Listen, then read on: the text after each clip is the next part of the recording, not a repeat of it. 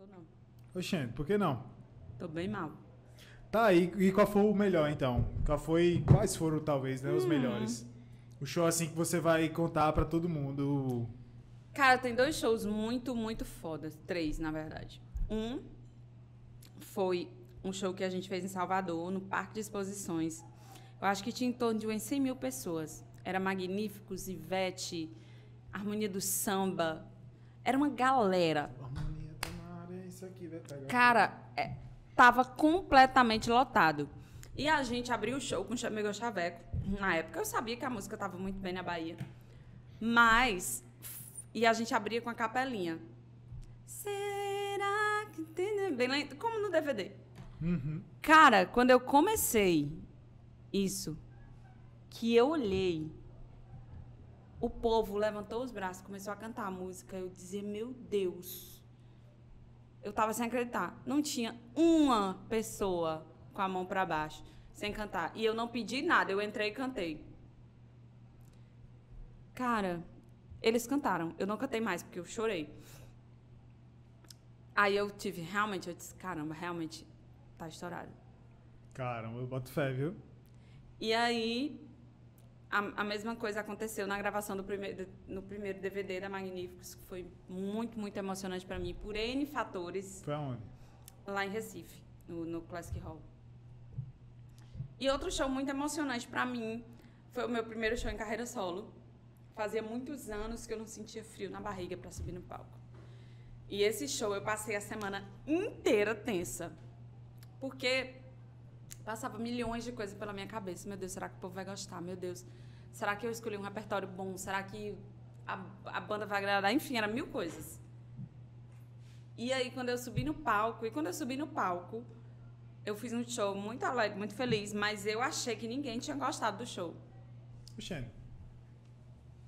Aí, quando eu desci, tava prefeito, não sei quem, os fãs, todo mundo elogiando. Foi massa. Eu, juro, minha gente, jura mesmo? Vocês gostaram mesmo? Sem acreditar, porque eu achei aquele nervoso que dá, que você não consegue nem perceber a reação das pessoas, enfim. Mas esses 3 shows, assim, foram muito emblemáticos pra mim. Que massa, viu? Ei, agora eu fiquei pensando numa coisa. Com relação a esses showmícios aí que tu fez, faz muito tempo ou não? Faz, né? Até porque pra Menino, permitir showmício. faz muito tempo. 2005, acho, 2006, foi proibido. É mesmo. Por aí. Tu costuma se posicionar politicamente ou não? Não. Não muito. Mas esse ano eu me posicionei no Twitter. Tô sabendo, um amigo meu falou assim. E eu já fui até, meu filho, ó. Fizeram até montagem. Eu vice de Ciro. Ai, meu Deus, só se você vai acabar com o resto desse país. Ei, acho que dava certo aí, viu? Essa parceria. Loucura. Será?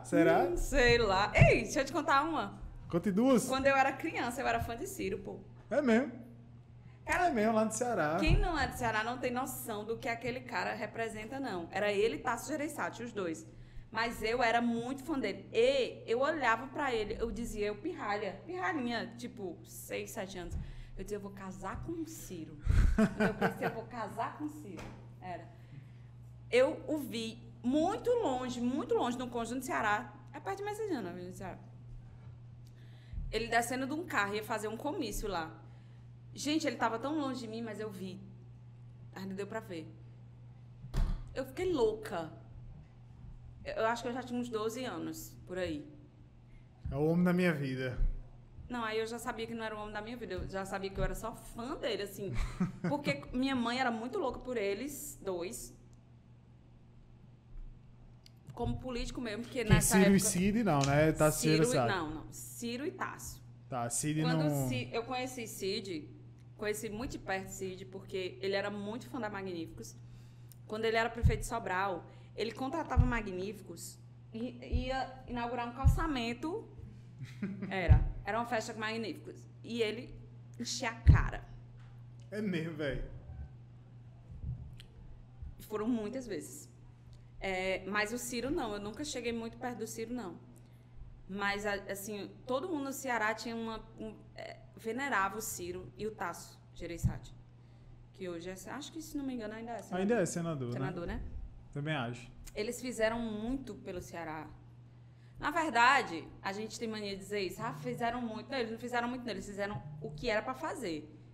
O necessário. Os outros é que não fazem, porque eles não estão lá de graça, amor. Eles estão ganhando e muito bem, né? Eles foram eleitos para isso. Então, eles fizeram o papel deles.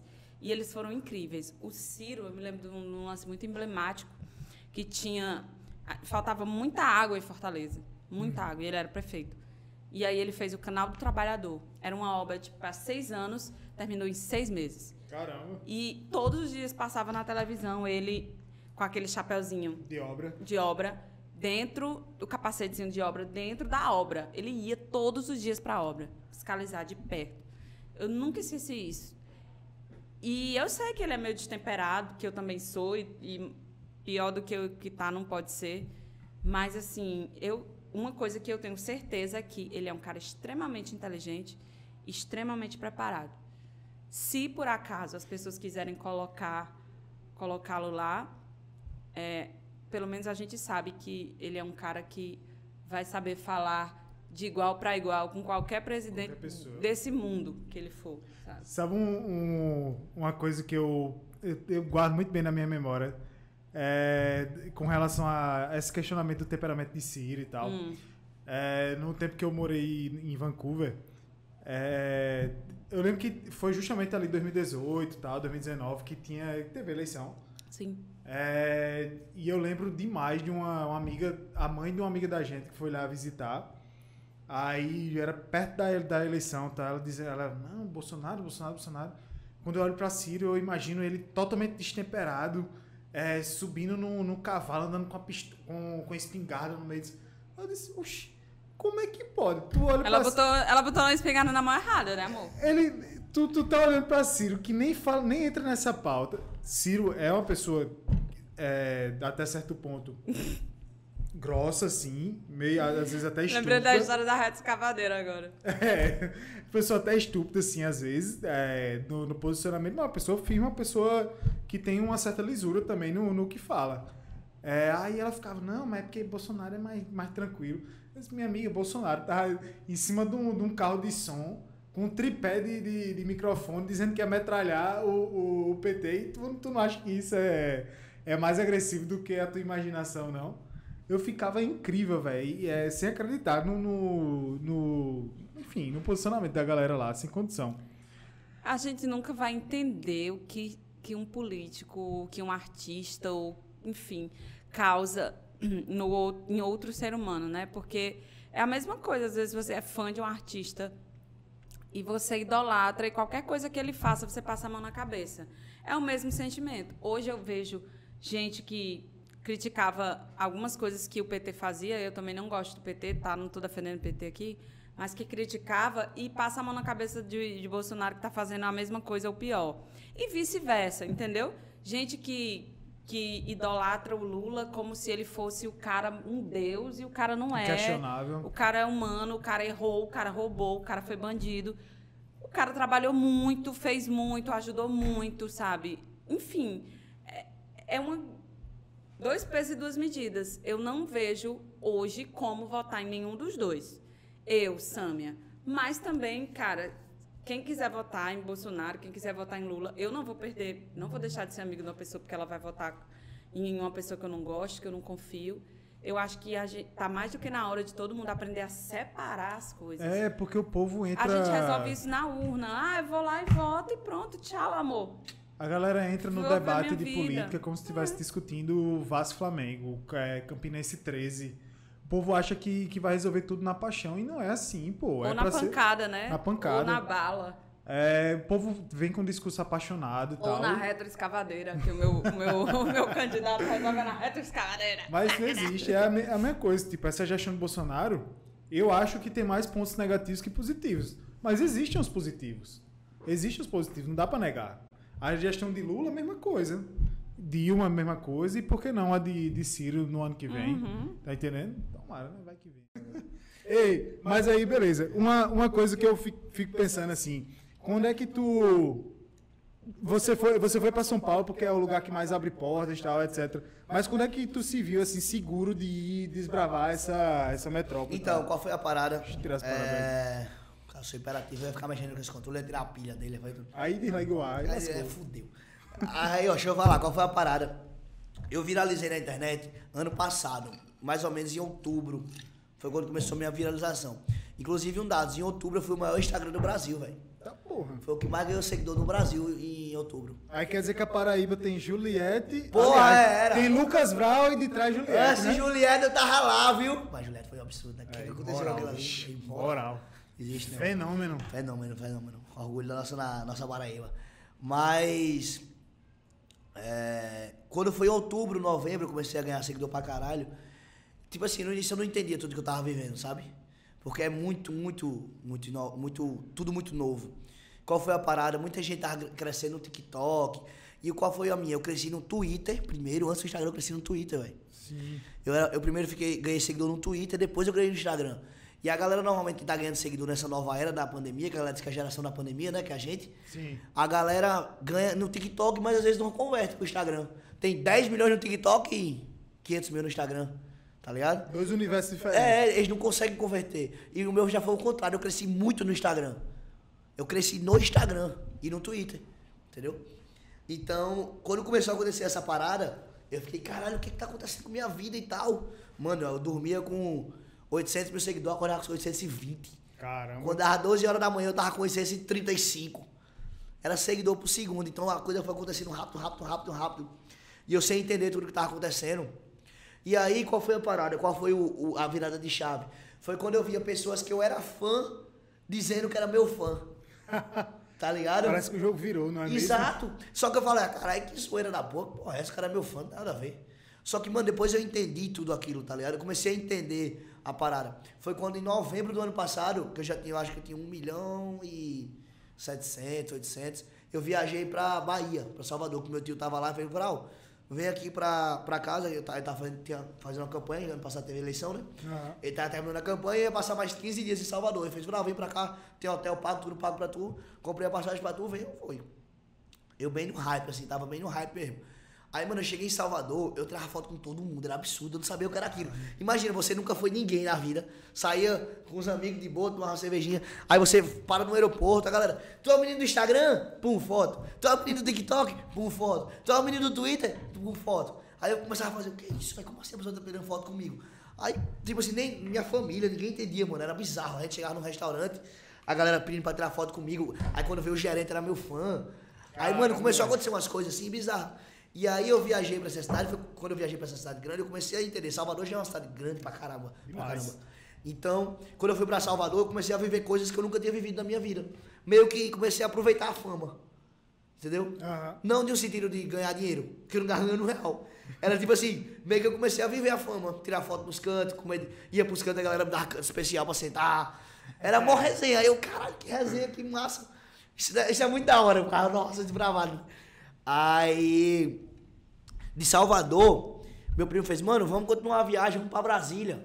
Eu passei 15 dias em Salvador, foi muito massa, conheci um monte de gente. Foi quando deu start em tudo isso, que eu comecei a entender tudo que tava acontecendo. E aí meu primo fez, vamos pra Brasília. E Brasília era a minha quarta maior cidade que eu tinha com seguidor.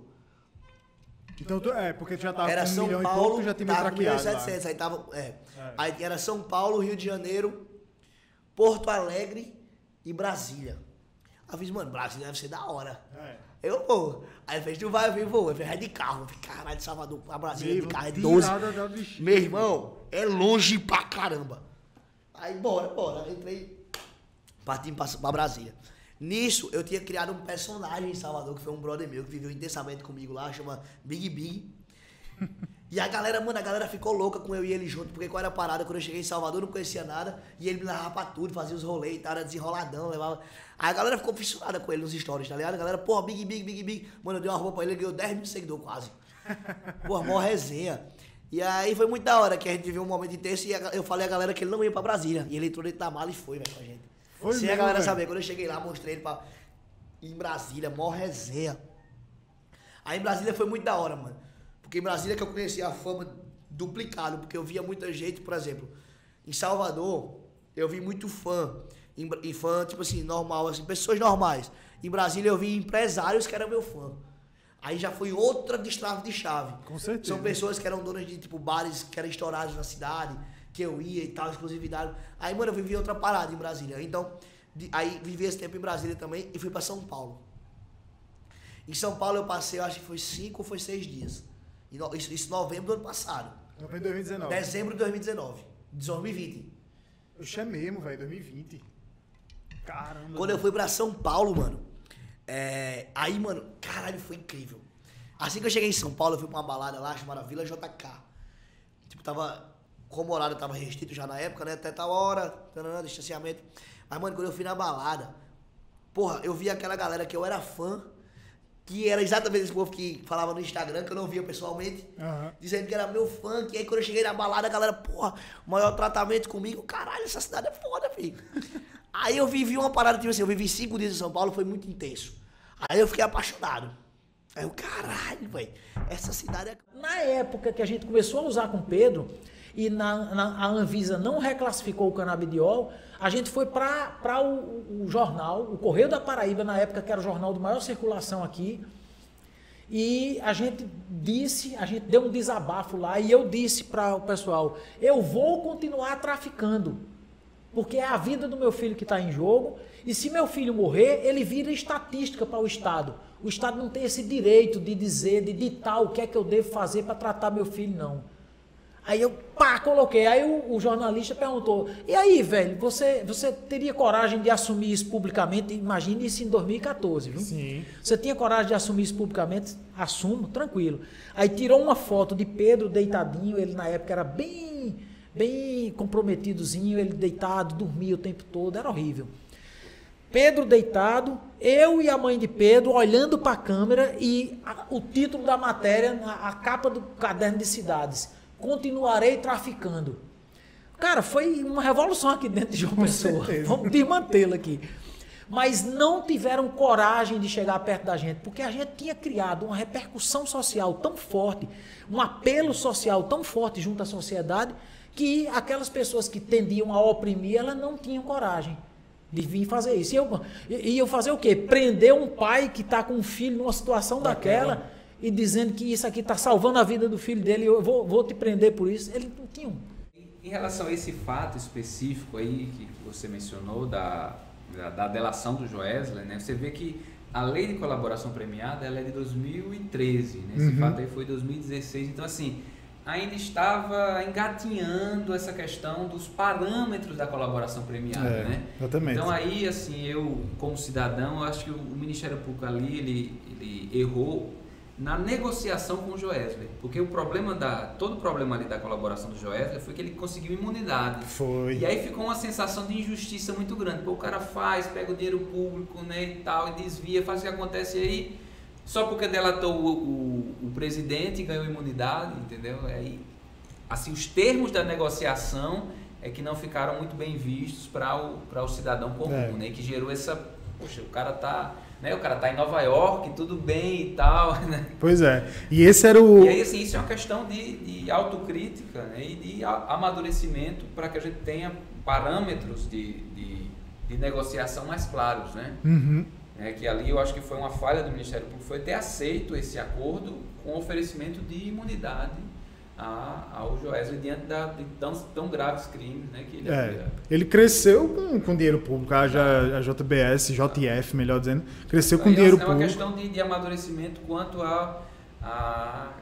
como eu falei, um instituto ainda muito novo, entendeu? Então a gente ainda está aprendendo ali com os próprios erros. Uma coisa que eu sempre fui muito crítico, a igreja, quando eu costumava ir e tudo mais, era como as pessoas viam assim, simplesmente em fatores externos,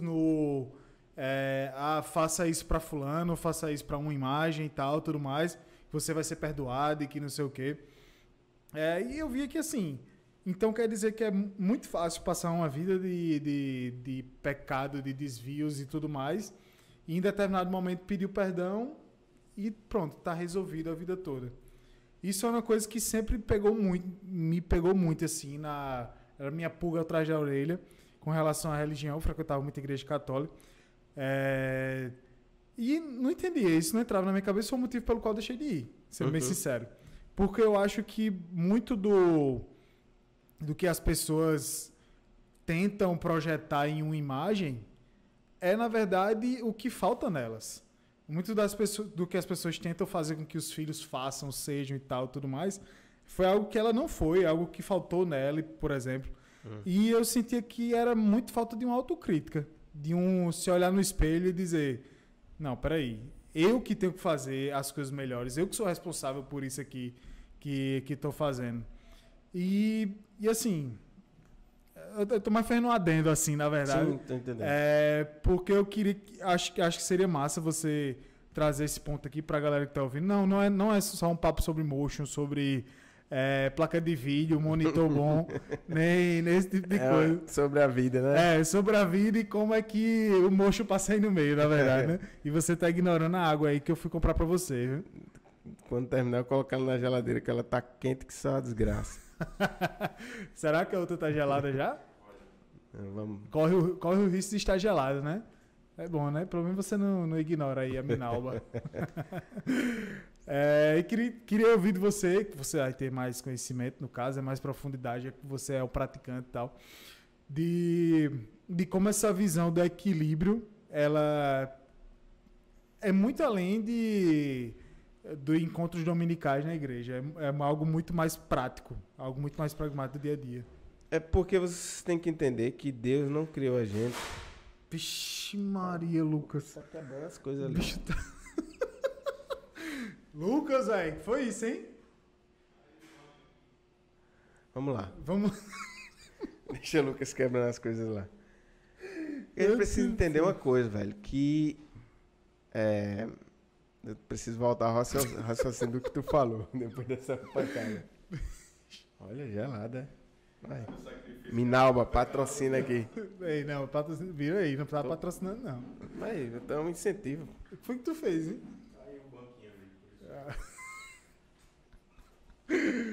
Tá bom, galera. São defeitos especiais aqui do podcast. Essa questão do equilíbrio, na verdade, é uma... Quando eu quis dizer isso, quando eu falo sobre isso, na verdade é porque a gente nunca vai conseguir andar por caminhos retos, na verdade. Eu digo com a nossa própria capacidade. O caminho que Deus estabelece, ele é reto. Porque ele é o caminho, entendeu? A Bíblia fala que Jesus é o caminho, a verdade e a vida. Ninguém vem ao Pai senão por mim. Ou seja, ele estabeleceu que ele é o caminho, ele é a verdade, ele é a vida. Então o caminho é reto. Mas nós, por nossa limitação, conta de pecado, de trauma, de tudo que a gente carrega, a gente não consegue andar perfeitamente nesse caminho. Então, um caminho ali, você tem um norte, mas é cambaleando, sabe?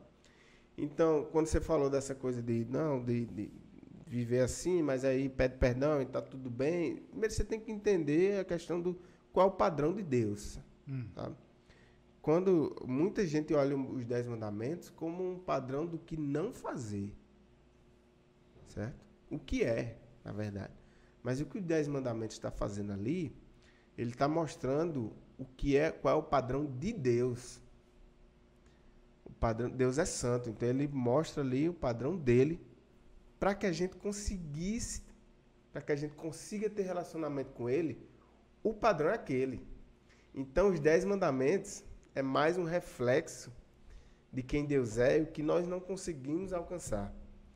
Se você for olhar ali, ó, todos os mandamentos, eu tenho certeza que você já quebrou um bocado daquilo ali, eu também. Então Deus está dizendo, aqui é o padrão. Para poder chegar até mim, tem que ser aqui. Mas como se eu não consigo? Como se eu sou limitado? Como se o homem decidiu se separar de Deus?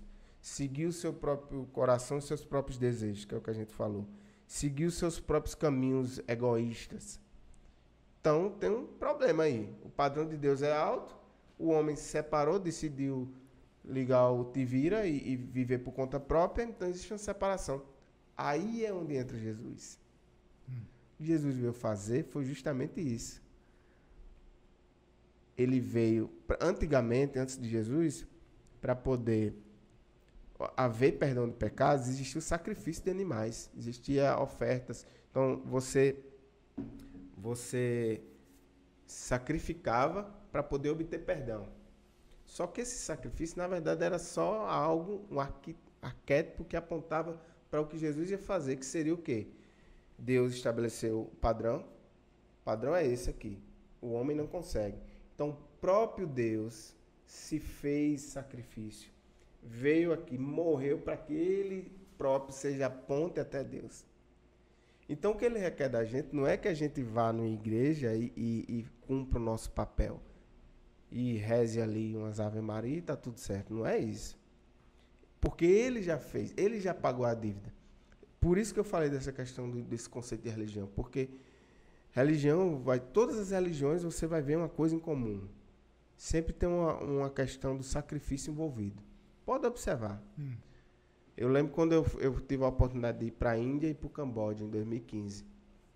Então, era muito comum essas religiões milenares, assim, ter essa coisa envolvida do sacrifício humano, assim. Eu lembro que eu visitei um templo budista, um dos mais antigos do mundo, lá no Camboja, e eles fazem meio que um culto à tristeza. Não podia rir, não tinha essa questão da alegria. Então, eles fazem um sacrifício de não ser alegre, fazem um sacrifício de vestir aquelas roupas, de se separar e tal. Ou seja, o hinduísmo também tem tipos de sacrifício lá na Índia, aos deuses. Você vai ver coisas bem estranhas, tipo sacrificando comida, tem ofertas também, tem templo de rato, o povo leva lá leite para os ratos. De cobra também, né? É bem extremo essa questão. Mas você vai ver que todas as religiões têm o próprio catolicismo. Você vai ver que você tem que pagar uma penitência, você tem que rezar tantas vezes, você tem que fazer isso, você tem que fazer isso. Quando, puramente, por não ter entendido o que Jesus fez, que foi justamente isso que ele fez. Imagina que você tem uma dívida e você não é capaz de pagar. Não tem, você está condenado, não tem como pagar. SPC. Aí Jesus vem, no SPC você ainda pode negociar, é uma dívida assim, você está lá, é agiota, meu amigo, é morte. Aí o próprio Deus que lhe criou vem, se faz sacrifício, paga a dívida por você. Ou seja, a ponte que precisava ser criada até Deus, só ele mesmo poderia construir, que foi através de Jesus. É por isso que Jesus morreu. Então, através do sacrifício de Jesus, eu tenho acesso de volta a Deus.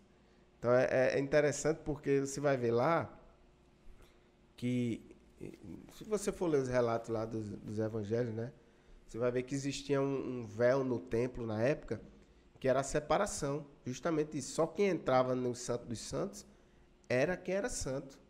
Sacerdotes santos. E esse véu, quando Jesus morreu, que ressuscitou, ele foi rasgado de cima para baixo. Então, ou seja, a separação não existia mais. O sacrifício já foi pago, então você não tem que pagar nada, meu amigo. Então, hoje eu me volto... Então, que resta de dívida, então, se você não precisa mais pagar nada? Aí é que tá. Você hoje não vai pecar, não é porque você não pode, é porque você não deve. Entendeu? Hoje eu me volto para Deus por gratidão. Hoje eu me volto para Deus e tento seguir um caminho ali que Ele estabeleceu, porque é o melhor para mim. Entendeu? Não é porque eu tenho que pagar uma penitência, cumprir um regime religioso. Não, a coisa é tão maravilhosa que depois que eu entendi, a única coisa que eu tenho que fazer é tentar seguir e amar por gratidão. Entendeu? Então, se eu cair, se eu pecar, eu vou pedir perdão também. Então, esse equilíbrio é aquela coisa. O reino de Deus, a Bíblia fala que o reino de Deus já é, mas ainda não. Ou seja, a gente ainda está numa condição de pecador, né? Por estar nesse mundo, por estar nessa realidade, mas Jesus ele já pagou o preço. Então, se eu errar, eu tenho para onde ir. Porque eu tenho perdão. Porque foi o próprio Deus que fez isso, que pagou o preço por mim. Então, resumindo, é isso, assim. Eu estava morto, eu estava com a dívida, não conseguia pagar, o próprio Deus foi e pagou.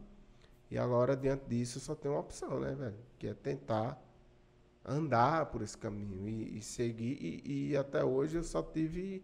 A minha vida só deu certo, assim.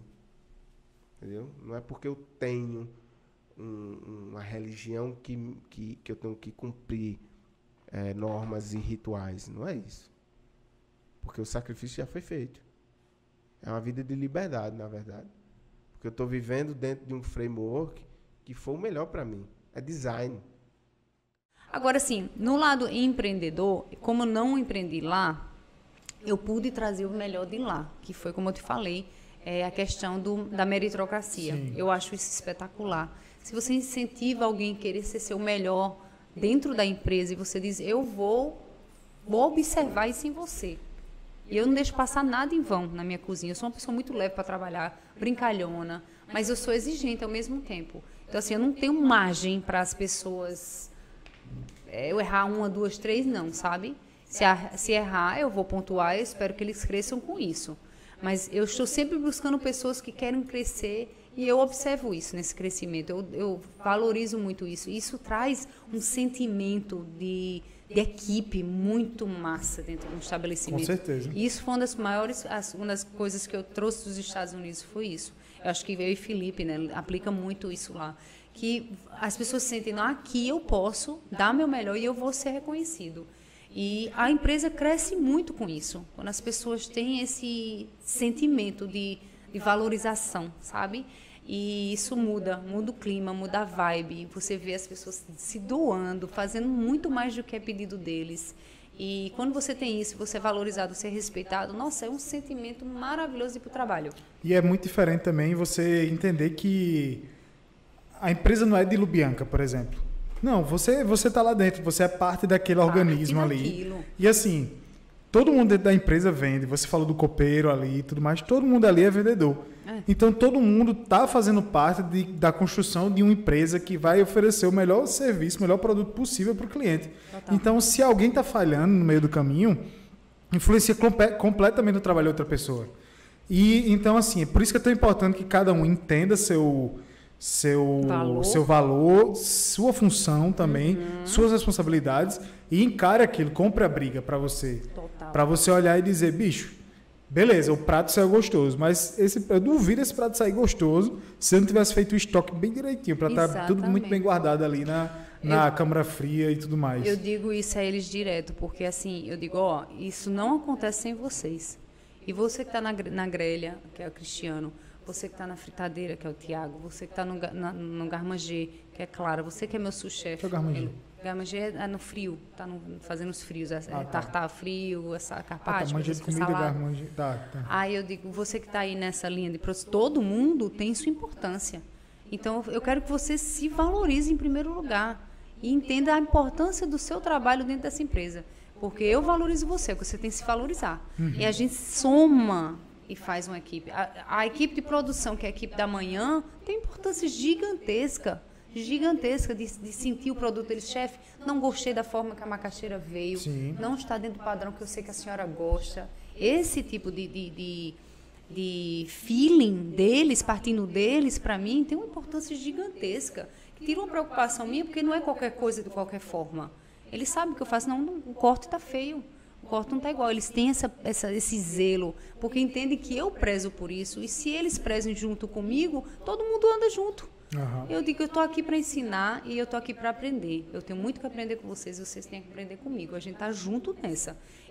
Eu olho eles no olho, eu olho eles como parte da minha equipe. E no mesmo nível. Total, poxa. Eu não teria uma equipe, um esperanto andando com a cozinha do jeito que está andando desde o primeiro dia de soft opening, se não fosse a partindo deles. Então, assim, eu sei que eu tenho o maior exemplo para dar. E eu digo a eles, eu espero ser esse exemplo para vocês. Eu espero que vocês almejem estar onde eu estou, ser quem eu sou. E eu tenho minhas metas, e quem eu quero ser e quem eu estou. Então, a gente sempre tem que estar almejando ser melhor e ser maior. E eu fiz, e vocês chegarão, e eu torço por vocês. Mas eu não teria o sucesso, o O Esperanto não teria esse sucesso que teve no dia que teve, no primeiro dia de soft opening, que foi surreal aquela adrenalina, a gente olhando como sócio, assim, olhando, dizendo, meu Deus do céu, eu não estou acreditando, não.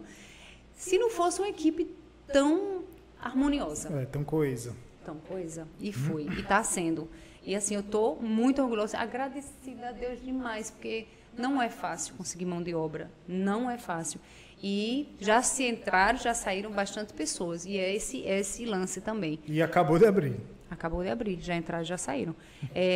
Quem entra, que eu dou oportunidade, eu observo postura de trabalho. Eu observo, mesmo que seja um aprendiz, se você não tem a sagacidade de olhar para o seu próximo e entender como isso como influência, eu vou me espelhar. Eu não sei de nada, estou aqui como presidente. Eu vou me espelhar nessa pessoa, a postura que a pessoa está tendo, a forma que a pessoa... Vou perguntar. Se a pessoa já traz seus hábitos, seus macacos velhos, suas coisas velhas, e acha que ali você terá espaço, já não tem. Eu já corto de ir logo. Por quê? Isso influencia. Se eu permito um, eu permito dois, permito três. Se a chefe permite fulano ser assim, por que eu não vou também escutar minha música? E aí acabou a liderança. Acabou-se. Então, assim, de cara eu digo, eu dei a chance, muito obrigada, desejo toda, mas aqui não dá. E assim vai. E eles já vão vendo que, tipo, eu não tenho muito espaço para você também não estar... Eu abro, mas, é dentro desse quadrado que eu abro. E você tem que também entender que é assim que a carruagem anda aqui. Anda linda, eu quero que ande suavecito. Mas você tem que colaborar com isso. E seja esperto. As pessoas saem do estudo, já querem... Não é assim que funciona. Ninguém chega onde chegar. Agora, aqui você tem a oportunidade. Basta querer. Dê seu melhor. Eu estou de olho. Então, eu acho que isso contribui imensamente para você ter uma equipe. Estou de olho e estou disposto a fazer você dar seu melhor. Dar todo o suporte possível. Darei o que for. Melhor fritadeira, melhor não sei o quê, melhor condição de trabalho possível, para que você dê seu melhor ali no trabalho. Eu acho que, acima de tudo, também, as portas estando sempre abertas. Se eles se sentirem que podem vir falar comigo, chefe, eu não gostei disso, chefe, eu estou achando isso difícil, chefe, está faltando isso. Se eles se sentem que eles podem adicionar, chefe, eu tive ideia, estava pensando em fazer um molho diferente, o que a senhora acha? E eu não rejeitar, porque não, se não for o meu... Cara, eu gostei da ideia, faz e deixa eu ver. Eles se sentem que podem adicionar, para mim isso é ótimo. É um laboratório ali dentro. É o que eu disse, exatamente o que eu disse a eles. Gente, eu tenho muitos projetos. Eu tenho muito. Tem um que está na fita, tem outro que já está lá para frente, que não pode ser esse ano, mas que eu já tenho em mente, que eu disse, gente, a gente forma equipe aqui. Daqui a gente sai para o próximo, forma outra equipe, sai para o próximo. Aqui você cresce. Agora, esteja junto. Pois é. Esteja junto. Senão vai passar, vai perder a oportunidade. Eu dou para outro que queira. E sempre tem alguém que quer mais. Então, assim, são aprendizados da vida. Com certeza. Que até antigamente no Blue mesmo, eu era um pouco general, eu diria, porque eu trouxe muito essa linhagem francesa. É A mais B mais C. Não tem essa. General Baltar. Eu era muito General Baltar. Muito general. Inclusive, um amigo nosso, Fialho, ele é uma figura, ele mesmo fez um mini curso de teatro e PNL comigo. E ele disse, Lube, você é muito general. E eu nunca mais esqueci disso. E é verdade. Porque eu era muito... Isso é muito americano, meu. O americano tem isso. Né? E aí peguei a culinária francesa. É assim que tem que ser e acabou-se. Hoje em dia, não. Caramba, errou. Tá bom, não tem problema, gente. Errou. Errou, observei, vamos consertar. Mas a margem está curta. Antigamente eu jamais ia admitir. Então, assim, é uma própria evolução pessoal. Eu acho que a maternidade traz isso muito, né? A paciência. E, enfim, está sendo um ciclo lindo. Eu estou extremamente orgulhosa de fazer parte disso, porque é um conjunto de pessoas que decidiram fazer isso e fizeram acontecer em conjunto. E eu acho que quem provar vai sentir isso, do serviço ao atendimento, à comida, o ambiente. Eu acho que todo mundo está contribuindo para trazer o melhor que a gente tem para dar nesse primeiro projeto, que venham outros. E assim, tá uma delícia. Então... Fora dos holofotes, né, eu acho que o que mais me marcou mesmo assim nesses 10 anos foi o caso lá do Bessa, né, que os caras praticaram um homicídio ali na principal, ali perto do Praiano. E E aí, quando eles estavam fugindo, né? Correndo com a arma na mão ali na Gemini Figueiredo, ali no Bessa. E aí eu tava saindo do café lá, achei estranho. Tá, Falei, rapaz, caramba. então. Tava. Aí eu não tava de serviço nesse dia, né? Aí eu digo, rapaz, os 2 bichos correndo com a arma na mão assim no Bessa. Achei estranho, né? Aí eles entraram num carro e seguiram, né? Eu fui no carro atrás e aí comecei a pedir apoio. Assim, ó, Ciope, tem 2 caras no carro, pá, e eu estava com a arma na mão. Com certeza é para assalto, cometer algum crime, bababá. E fui seguindo eles, né? E aí o carro tava sem fumê. Não tinha vidro fumê no carro. No teu ou no dele? No meu. Sim. Aí eles se ligaram, né? Que eu tava seguindo eles e pedindo apoio. Meu amigo, eu sei que esses cabas começaram a botar a arma pra fora e toma um tiro pro meu lado, toma um tiro pro meu lado. E eu tomo tiro pra cima também, tomo um tiro pra cima. Aí teve essa troca de tiro, né? Mais ou menos ali, em frente à associação da Polícia Federal, ali no Bessa. Aí eles estão seguindo, fugiram. Eu sei que eles abandonaram o carro lá ali perto do ginásio da Escola Interativo. E a gente conseguiu prender uma ainda. Aham. Caramba, tiroteio no meio do Bessa. Foi negócio de filme. Eu nunca tinha passado por isso, não. O bicho saía pra fora do carro assim, tome tiro, e eu tome tiro. Dirigindo e pedindo apoio. Ciope, sozinha. Eles estão atirando. Ciope, eles estão atirando. Olha, eu acho que se tivesse filmado isso, tinha dado um vídeo arretado. Isso porque...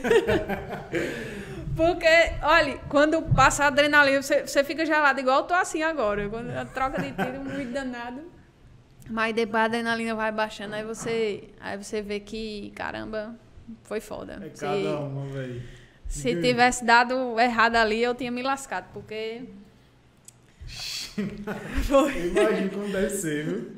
Uma coisa que eu fiz em alguns momentos da minha vida foi financiar o meu desenvolvimento. Ou seja, é muito fácil nessa área você chegar num certo nível e já ter o trabalho suficiente para não conseguir fazer nada, nem para desenvolver.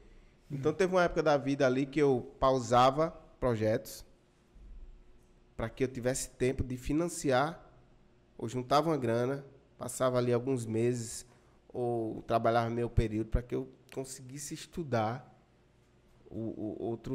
por um tempo. Outro período ou por um tempo. Então, eu estava financiando meu desenvolvimento. E aí eu ia crescendo. Outra coisa crucial. Primeira coisa para o cara sair da região é investir em network, velho. Então, assim... Tudo que é de evento, se tiver, eu vou. É tanto que eu te falei, quando a gente se conheceu, eu te falei que eu fui para o Canadá, porque eu fui para um evento lá. 2 dias, um evento onde estava o Blend Fest, lá em Vancouver, e fica só o supra-sumo do mocho mundial nesse evento, que vai. Uhum. E eu estava com mais 2 amigos, a galera muito fera, por sinal, um abraço aí. Não sei se vocês vão estar vendo, não, mas Manuel Neto e Rômulo Pinheiro, os caras são fera demais. E são amigão. E a gente foi e lá a gente fez contatos com estúdios de todos os lugares, assim, velho. Conheci muita gente massa que eu admirava. E eu voltei com um monte de contato prontos para receber meu e-mail, porque já tinham me visto pessoalmente, tinham apertado minha mão, tinham ouvido meu tom de voz. Quebra várias barreiras. Pois é, velho. Você deixa de ser um portfólio na internet para ser uma pessoa. Ou então uma mensagem no LinkedIn, alguma coisa do tipo. Pois é. Alguns meses atrás, 2 meses atrás, eu fiz um projeto para um estúdio desse contato que eu fiz lá. Um projeto muito legal, um estúdio dos Estados Unidos. Então tem a ver com isso, assim, eu tenho que me desenvolver, tenho que investir em network, ir lá onde as pessoas... Velho, se você não tem barreira para quem entra por baixo. Eu não estou dizendo entrar por baixo com falsa humildade, nem mediocridade, não. Estou falando para você entrar sem querer provar as coisas para as pessoas, sem querer se afirmar. Eu já tive pessoas que entram em contato para trabalhar comigo, que o cara já vinha falar com atitude de se afirmando ali e tal. Isso é muito fácil de você sentir, velho. Que a pessoa está num ambiente ali que ela está buscando aprovação e não aprendizado. E quando você entra da forma certa, se propondo a servir, é muito comum quando eu entro em contato com algum possível cliente, eu digo, gostaria muito de poder servir vocês.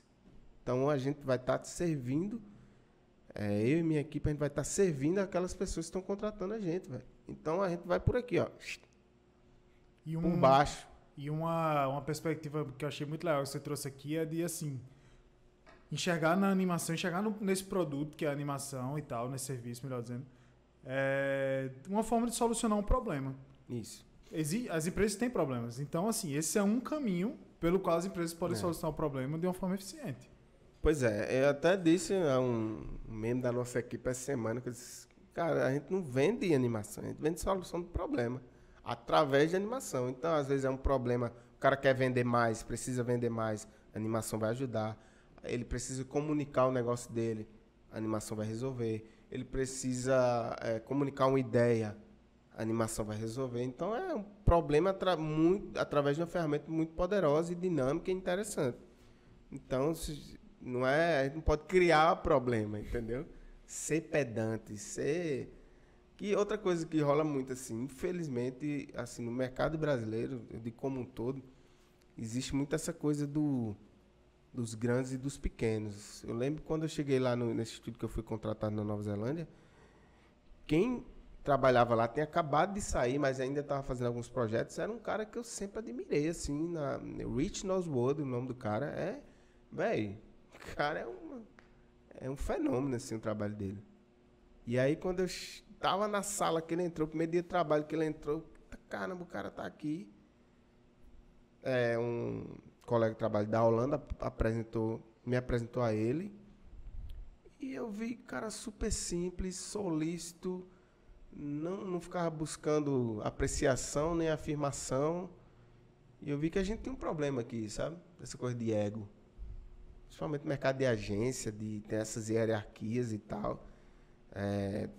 Volta também para o modelo empresarial, sim, de liderança, onde o chefe é o cara que tem a salinha dele, que sempre está ali, né, tentando manter aquela pose de alguém que está acima de quem ele contratou. E eu vivi uma realidade muito diferente que eu tenho como exemplo até hoje, assim, que quem convive comigo no trabalho sabe que a minha diferença, a diferença da minha pessoa para quem trabalha comigo, seja funcionário ou alguém que está sendo freelance, é função, velho. Eventualmente, talvez eu ganhe mais por ser dono, tá? Mas no fim todo mundo está cumprindo uma função ali. E ninguém é melhor que ninguém. E ninguém é mais especial que ninguém. Sabe? Então é uma coisa que eu faço questão de nutrir essa coisa do todo mundo é igual aqui. Todo mundo tem liberdade para criar, para somar, sempre usando com responsabilidade, né? Porque no fim a gente tem que cumprir prazos e expectativas. Não pode exagerar. O ego é o seu pior inimigo. Nós sobrevivemos de resultado. Sim. Né? Então, os painéis lá, quando acusam que você não está legal, você tem que mergulhar lá para entender o que está acontecendo. E acreditem, gente, 99% de qualquer negócio que não está dando bem, o problema principal dele é o clima organizacional. Não tenha dúvida disso. Isso é um ponto importante. É um ponto extremamente importante, porque por isso que existem vários recursos humanos que fazem o trabalho de clima, né? Para poder entender o que é que está acontecendo, o que não é, para poder botar nos pingos nos is e resolver. Né? Satisfação dos clientes internos, né? Isso, e foi lá, para você ter ideia. É legal aqui que a gente adianta e volta o assunto. O bom é isso. É esse médio E lá, cara, foi quando eu aprendi, preste atenção nisso, isso serve para a vida. Foi quando eu aprendi a usar de fato o feedback, a praticar o feedback. Eu fiz um curso lá em Atibaia, que é interior de São Paulo também, chamado Condor Blanco. A gente faz uma imersão, sim, onde fica uma semana lá dentro de um hotel, participando por vários cenários de liderança. Você vai sendo testado, sabe? Então, para você ter ideia, tem um momento do treinamento lá que você entra como se fosse como é que chama aquelas casinhas de índio? Uma oca. Uma oca. E no meio existe um buraco onde eles vão jogando pedras quentes que eles chamam de Itanchã. E a gente é ao redor dessa oca. E ao momento que eles vai jogando as pedras, eles vai jogando água, vai virando uma sal naquilo ali. Então, e palavras de liderança vão sendo soltas naquele momento, e você tem um momento que você entra em delírio. Delírio, e isso aí vai, sabe? Então, eu passei por todas essas etapas, tive essa honra de participar por essas etapas. E foi aí que eu aprendi a prática do feedback. Porque tudo na vida, numa boa conversa, olho no olho, e você permitindo, eu lhe peço a permissão. Como é que funciona o feedback? Você não vai simplesmente chegar aqui, eu vou chegar para Gabriel e vou dar um feedback, não. Desceu o sarrafo. Feedback é uma dádiva divina. Você tem que encarar como isso, primeiramente. E antes de dar o feedback, você precisa pedir uma permissão. Gabriel, eu posso te dar um feedback? Você me permite? Se ele permitir, você pode dar o feedback. Cara, olha, eu não gostei daquilo que você falou comigo. Eu acho que você não está se posicionando legal na reunião. Eu acho que você poderia fazer essa situação de uma forma diferente. Gente, isso é a coisa melhor do mundo. Se você na sua companhia aí não tem a prática do feedback, comece amanhã, mas urgente, cara, urgente. Faça rodadas de feedback. Porque tem pessoas que estão aí do lado, trabalhando há 10, 15 anos, que às vezes deixou se estragar o relacionamento por uma bobagem que um outro falou, que nunca tiveram a oportunidade de ambos falarem sobre isso. Eu me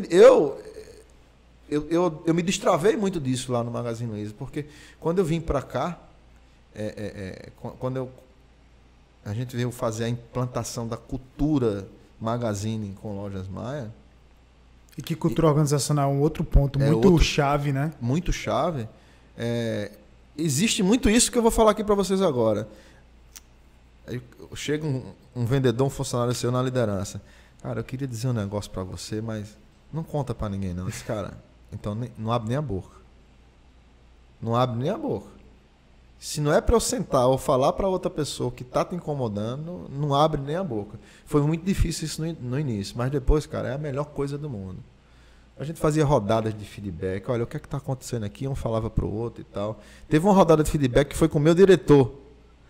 Aí você trava assim, né? Pô, é normal o diretor dar feedback pra gente, mas e eu pro cara, né? Então, e ele também precisa, né? E ele também precisa. Tem que ser uma via de mão dupla aí. A liderança tem que passar o feedback, também tem que receber. Perfeito, cara. Então, assim, você que é líder, se autoavalie. Você não é o dono da razão. Ninguém é melhor que ninguém. Eu digo isso para todos que me cercam comigo. Ninguém é melhor que ninguém. Nós somos imagem e semelhança do Senhor. Então, ele já fez a gente vencedor. Então, eu não sou melhor que você, nem você que eu, ninguém. Nós estamos aqui com o mesmo propósito. Né? Então, a prática do feedback é outra dica que eu dou aqui para vocês que estão assistindo. Gente, é sensacional. Isso vai transformar a vida e o negócio de vocês. É fantástico o poder disso, quando ele é bem aplicado, como ele é bem trabalhado, sabe? Essa prova ela precisa ser legitimada, digamos assim, para poder entrar ali, né? Então, não é só ouvir dizer que fulano disse que... Essa prova ela tem que ser colhida de acordo com os parâmetros legais. Então, se a gente invade uma casa para produzir uma prova sem ter uma ordem judicial autorizando, sem que o morador daquela casa tenha autorizado, essa prova é ilícita, entendeu? Eu já tive casos, por exemplo, de tráfico internacional de drogas, em que o rapaz foi abordado quando estava chegando de um voo internacional no aeroporto, no aeroporto do Brasil, e aí ele conseguiu anular a prova, ou seja, foi apreendida a mala dele, na mala tinha pasta base de cocaína e tal, e ele conseguiu anular porque ele disse que ele não deu autorização para o acesso ao celular. Caramba! Então ele conseguiu no STJ, no Superior Tribunal de Justiça, anular todas as provas decorrentes da apreensão do celular. Então, assim, o flagrante da droga na mala, tudo bem, ele foi condenado por isso. Mas as outras pessoas que estavam envolvidas em razão daquelas mensagens do celular, tudo aquilo morreu porque aquela prova foi anulada, porque não tinha a comprovação de que aquela prova foi colhida corretamente. E como é o procedimento correto? Ou é uma ordem judicial, né? E o juiz mandando apreender o celular, e aí faz a busca e apreende o celular, faz a análise do material, do conteúdo do celular. Ou se expressamente o dono do celular autoriza, dá o consentimento. Tá entendendo? Os policiais que efetuaram a prisão, eles não registraram o consentimento, né? Seja em vídeo, seja por escrito, aí essa prova foi anulada.